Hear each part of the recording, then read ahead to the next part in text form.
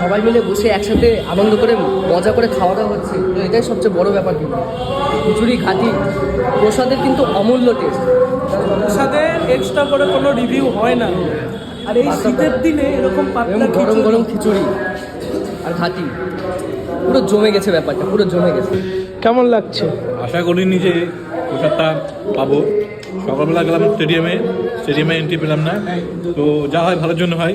ভগবানের প্রসাদ পেয়ে গেলাম, আর কি চাই। আর এটাই। আর এখানে আছে রোহিত।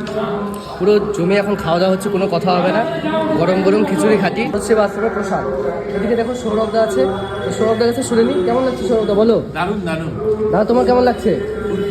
আর এদিকে দেখো স্যান্ডিদা কিন্তু মুখ লুকিয়ে আছে। স্যান্ডিদা কেমন লাগছে বলো।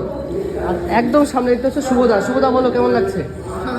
সাধারণ। আর এদিকে সুমন ভাই আছে, সুমন বল কেমন লাগছে? দারুণ দারুণ। মানে পুরো A1। আজকে সবাই মিলে একসাথে বসে খাওয়া দাওয়া করছি, আনন্দ করছি, এটাই বড়।